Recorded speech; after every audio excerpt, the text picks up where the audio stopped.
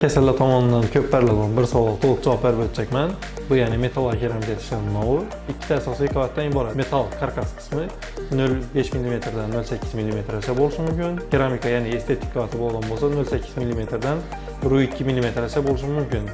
Metal va keramika tish umumiy qalinligi 1,2 mm dan 1,7 mm gacha bo'lishi mumkin.